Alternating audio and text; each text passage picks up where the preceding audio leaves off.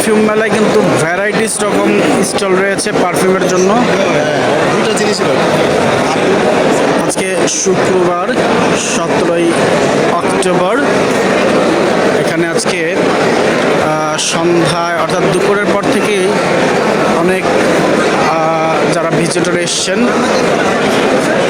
অনেক মানুষের ভিড়, ক্রেতা বিক্রেতা ভিজিটর সহ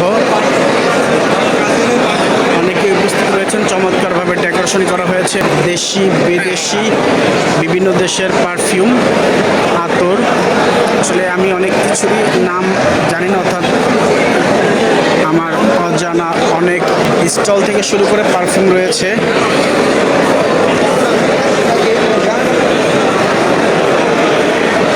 সবচেয়ে ভালো লাগছে এখানে এত মানুষের ভিড়। এখানে অনেকে ক্রেতা, অনেকে দেখার জন্য এসেছে, আমিও দেখার জন্য এসেছি। হঠাৎ করে চলে আসলাম, প্রথমে গিয়েছিলাম নেক্সাস টেলিভিশনে, সেখান থেকে চলে আসলাম গুলশানের পারফিউম মেলায়। ঘুরে খুব ভালোই লাগলো। চলে আসলাম হারমাইন আতর অ্যান্ড পারফিউম যে স্টলটা, সেখানে রিয়াজ ভাই একটু দেখছেন।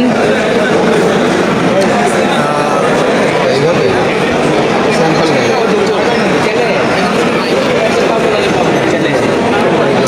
এটা হচ্ছে 1600।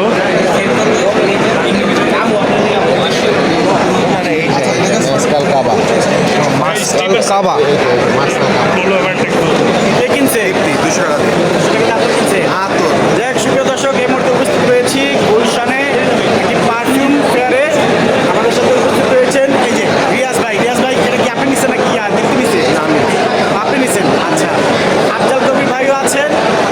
যদিও সবার মানে উদ্যোগে এখানে আসার কথা ছিল না, আমরা প্রথমে চলে গেলাম নেক্সাস টেলিভিশনে। নেক্সাস টেলিভিশন থেকে আমরা চলে আসছি পারফিউম মেলায়। এখানে কিন্তু ভ্যারাইটিস টাইপের স্টল রয়েছে, মানে অনেক লোকের সমাগম, অনেক মানুষের ভিড়, উপচে পড়া ভিড়।